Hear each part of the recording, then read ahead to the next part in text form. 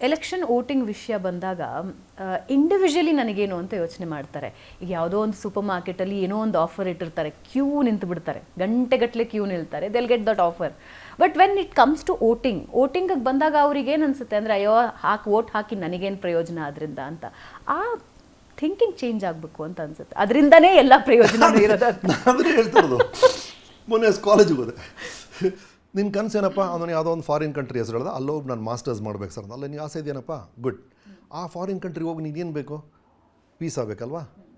Visa ಹಿಂಗೆ decide ಆಗುತ್ತೆ, foreign policy. ನಮ್ಮದು ಮತ್ತು ಆ ದೇಶದ ಮಧ್ಯೆ ಸಂಬಂಧ ಚೆನ್ನಾಗಿತ್ತು ಅಂದರೆ ಆ ಕಂಟ್ರಿನ ಒಳಗೆ ಬಿಡುತ್ತೆ, ಇಂಡಿಯನ್ಸ್ನ ಒಳಗೆ ಬಿಡುತ್ತೆ. ನೀನು ಅವ್ರ ಜೊತೆ ಜಗಳ ಆಡ್ತಾನೆ ಇದ್ದರೆ ಒಳಗೆ ಬಿಡೋದೇ ಇಲ್ಲ. ಹಾಗಾಗಿ ನಮ್ಮ ಸಂಬಂಧ ಫಾರಿನ್ ಪಾಲಿಸಿ ಹೇಗಿದೆಯೋ ಅದ್ರ ಮೇಲೆ ಡಿಪೆಂಡ್ ಆಗುತ್ತೆ. ಅದು ಯಾರ ಮೇಲೆ ಡಿಪೆಂಡ್ ಆಗುತ್ತೆ, ಫಾರಿನ್ ಮಿನಿಸ್ಟರು. ಅದನ್ನು ಸೆಲೆಕ್ಟ್ ಮಾಡೋದು ಯಾರು, ಗವರ್ಮೆಂಟು. ಅದನ್ನು ಸೆಲೆಕ್ಟ್ ಮಾಡೋದು ಯಾರು, ಎಲೆಕ್ಷನ್. ಅದನ್ನು ಸೆಲೆಕ್ಟ್ ಮಾಡೋದು ನೀವು. ಹಾಗಾಗಿ ನಿನ್ನ ಎಲ್ಲ ಕನಸುಗಳು, ನಿನ್ನ ಏನೇನು ಕನಸುಗಳಿದೆ ವೈಯಕ್ತಿಕವಾಗಿ, ಅದೆಲ್ಲವೂ ಒಂದಲ್ಲ ಒಂದು ರೀತಿಯಲ್ಲಿ ನಿನ್ನ ಮತದ ಮೇಲೆ ಡಿಪೆಂಡ್ ಆಗಿದೆ. ನೀನು ಇದನ್ನೇ ಅರ್ಧ ಹಾಕ್ಬಿಟ್ರೆ ಅದ್ರ ಬಗ್ಗೆ ಹೆಂಗೆ ಕಂಪ್ಲೇಂಟ್ ಮಾಡ್ತೀಯ ನಾಳೆ ಅಂತ. ಓವರಾಲ್ ಇಷ್ಟು ವರ್ಷಗಳು, 75 ವರ್ಷದ ಸ್ವಾತಂತ್ರ್ಯ ನಂತರದ ಭಾರತ, ಪ್ರಜಾಪ್ರಭುತ್ವ, ಇದನ್ನು ನೀವು ಹೆಂಗೆ ನೋಡ್ತೀರಾ? ಅದ್ಭುತ ಅನಿಸಿದೆ ರೀ. ನಮ್ಮ ಕಣ್ಣು ಮುಂದೆನೇ ನಾನು ಬೆಳೆದಂಥ ಭಾರತ, ನಾನು ನೋಡಿದಂಥ ಭಾರತ, ನಾನು ನೋಡಿದಂಥ ರಸ್ತೆಗಳು, ಚರಂಡಿಗಳು, ಬಸ್ ಸರ್ವೀಸು ಎಲ್ಲವೂ ಅದ್ಭುತವಾಗಿದೆ. It's amazing. ಅಂದರೆ ಈ ಥರ ಒಂದು ಪಾಪ್ಯುಲೇಷನ್ ಇರುವ ಕಂಟ್ರಿ, ಈ ಥರ ಡೈವರ್ಸಿಟಿ ಇರುವಂಥ ಕಂಟ್ರಿ, ಈ ಥರ ಲ್ಯಾಂಗ್ವೇಜಸ್, ಎಷ್ಟೊಂದು ಸಮಸ್ಯೆಗಳಿದೆ. ಈ ಎಲ್ಲ ಸಮಸ್ಯೆಗಳ ಮಧ್ಯೆ ನಮ್ಮ ಪ್ರಜಾಪ್ರಭುತ್ವ ನಡೀತಿರುವಂಥ ರೀತಿ ಅದ್ಭುತ ಅನ್ಸುತ್ತೆ ನನಗೆ. ಇದೇ ಬೆಸ್ಟು ಇದು ಅಂತೆಲ್ಲ ಹೇಳೋಕ್ಕಾಗಲ್ಲ. ಬಟ್ ಸ್ಟಿಲ್ ಎಲ್ಲ ಇದೆಯಲ್ಲ ಕಂಡೀಷನ್ಸ್, ಈ ಸರ್ಕಮ್ಸ್ಟೆನ್ಸು, ಈ ಪರಿಸ್ಥಿತಿಗಳ ಮಧ್ಯೆ ನಮ್ಮ ಏಳಿಗೆ ಇದೆಯಲ್ಲ, ಅದ್ಭುತ ಅನಿಸುತ್ತೆ. ಅಫ್ಕೋರ್ಸ್ ನಮ್ಮೆಲ್ರಿಗೂ ಆಸೆ ಇದೆ, ಒಂದು ಲೀಪ್ ಮಾಡಬೇಕು ನಮ್ಮ ಇಡೀ ದೇಶನೇ. ಯಾಕಂದ್ರೆ ಆ ಸಾಧ್ಯತೆಗಳಿದೆ, ನಮಗೆ ಗೊತ್ತು, ನಮ್ಮೆಲ್ರಿಗೂ ಗೊತ್ತು.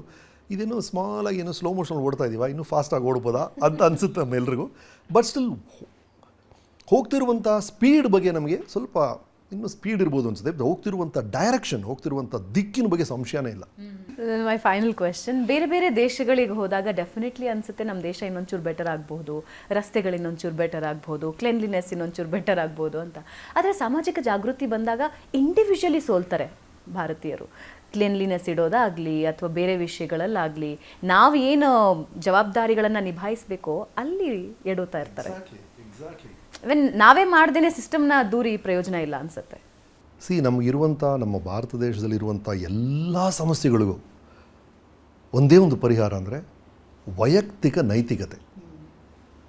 ನಾನು ಸರಿ ಇರ್ತೀನಪ್ಪ, ಪ್ರಪಂಚ ಹೆಂಗೆ ಬೇಕಾದ್ರೆ ಇರಲಿ, ನಾನು ಸ್ವಚ್ಛವಾಗಿ ಇಟ್ಕೊಳ್ತೀನಪ್ಪ ಅನ್ನೋ ಒಂದು ಸಣ್ಣದೊಂದು ಕಮಿಟ್ಮೆಂಟ್. ಅದು 100% ಆಗದೆ ಇರೋ ಅಟ್ಲೀಸ್ಟ್ 75-80% ಪ್ರತಿಯೊಬ್ಬರು ವೈಯಕ್ತಿಕವಾಗಿ ನನಗೆ ಸಂಬಂಧಪಟ್ಟ ವಿಷಯಗಳಲ್ಲಿ ಎಷ್ಟು ನೇರವಾಗಿರೋಕ್ಕಾಗುತ್ತೋ, ಎಷ್ಟು ನಿಯತ್ತಿಂದ ಇರೋಕ್ಕಾಗುತ್ತೋ, ಎಷ್ಟು ಪ್ರಾಕ್ಟಿಕಲಾಗಿ ನಿಯತ್ತಿಂದ ಇರೋಕ್ಕಾಗುತ್ತೋ ಅಷ್ಟು ಇದ್ದು ಬಿಟ್ರೇ ಹಂಗೆ ಜಂಪ್ ಆಗಿಬಿಡುತ್ತೆ ರಾಷ್ಟ್ರ ಅನ್ಸುತ್ತೆ ನನಗೆ. So that is you are right about that. It's about individual responsibility. ಅದು ವೈಯಕ್ತಿಕ ಜವಾಬ್ದಾರಿ, ವೈಯಕ್ತಿಕ ನೈತಿಕತೆ. Including voting. ಏನು ಸಮಾಜ ಅನ್ನೋದೇನು ರೀ ಸ್ವರ್ಗದಿಂದ ಬಿತ್ತೇನೋ, ನಾನು ನೀನು ಅವರು ಇವರು ನಾವೆಲ್ಲ ಸೇರಿದ್ರೆ ಸಮಾಜ ಕೆಟ್ಟೋಗಿದೆ, ಸಿಸ್ಟಮ್ ಕೆಟ್ಟೋಗಿದೆ. ನಾವೆಲ್ಲ ಎಲ್ಲೋ ಒಂದು ಕಡೆ ಸಣ್ಣ ರೀತಿಯಲ್ಲಿ ಎಡುತ್ತಾ ಇದ್ದೀವಿ. ಅದನ್ನು ಎಷ್ಟು ಕರೆಕ್ಟ್ ಮಾಡ್ಕೊಳ್ಳೋಕ್ಕಾಗುತ್ತೋ ನಮ್ಮ ಕೈಯಲ್ಲಿ, ಯಾರೂ ಪರ್ಫೆಕ್ಟ್ ಅಲ್ಲ. ಎಷ್ಟು ಸಾಧ್ಯನೋ ಅಷ್ಟು ಮಾಡ್ತಾ ಹೋದರೆ ಇಂಡಿಯಾ ವಿಲ್.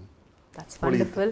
ಅಂತಿಮವಾಗಿ ಈಗಿನ ಯಂಗ್ ಜನ್ರೇಷನ್ ಆಗಿರಲಿ ಅಥವಾ ನಮ್ಮೆಲ್ಲ ಕನ್ನಡಿಗರಿಗೆ, ಕರ್ನಾಟಕದವರಿಗೆ ನಿಮ್ಮ ಕಡೆಯಿಂದ ಏನು ಹೇಳೋದಕ್ಕೆ ಬಯಸ್ತೀವಿ? ನಾಳೆ 26ನೇ ತಾರೀಕು ಚುನಾವಣೆ ಹಬ್ಬವನ್ನು ಸಂಭ್ರಮಿಸೋ ಥರ ನೀವು ನಿಮ್ಮ ಕುಟುಂಬದವರು, ಸ್ನೇಹಿತರು, ವೋಟಿಂಗ್ ಅರ್ಹತೆ ಇರುವಂಥ ಎಲ್ಲರೂ ಕರ್ಕೊಂಡೋಗಿ ಮರೀದೆ ಮತ ಚಲಾಯಿಸಿ. ನಮ್ಮ ಇಡೀ ದೇಶವೇ ಹೆಮ್ಮೆ ಪಡುವಂಥ ಅಭ್ಯರ್ಥಿಗಳನ್ನು ಆಯ್ಕೆ ಮಾಡಿ. ಈಗಾಗಲೇ ನೀವು ಬಹಳಷ್ಟು ಪ್ರೇರಣೆಯಾಗುವಂತಹ ಹಲವಾರು ಕೆಲಸ ಕಾರ್ಯದಲ್ಲಿ ತೊಡಕೊಂಡಿದ್ದೀರಾ, ಕಾಲೇಜಸ್ಗೆ ಹೋಗ್ತಾ ಇದ್ದೀರಾ, ಜನರಲ್ಲಿ ಜಾಗೃತಿ ಮೂಡಿಸ್ತಾ ಇದ್ದೀರಾ. ಇದರಿಂದಾಗಿ ಸಮಾಜಕ್ಕೆ ಮಾದರಿಯಾದ ಒಬ್ಬ ವ್ಯಕ್ತಿ ನಮ್ಮ ಹತ್ತಿರ ಬಂದು ನನಗೊಂದು ಹೆಲ್ಪ್ ಮಾಡಿ, ನೀವು ಹೋಗಿ ವೋಟ್ ಮಾಡಿ ಅನ್ನೋದು ಇದೆಯಲ್ಲ, ಅದು ಅವರನ್ನು ಪ್ರೇರಣೆಗೊಳಿಸುತ್ತೆ. ಥ್ಯಾಂಕ್ ಯು ಸೋ ಮಚ್ ನನ್ನ ಜೊತೆ ಮಾತನಾಡೋದಕ್ಕೆ. Thank you.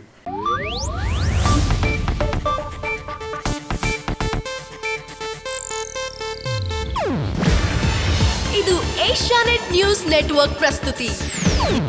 ನೀವು ನೋಡ್ತಿದ್ದೀರಾ ಏಷ್ಯಾನೆಟ್ ಸುವರ್ಣ ನ್ಯೂಸ್.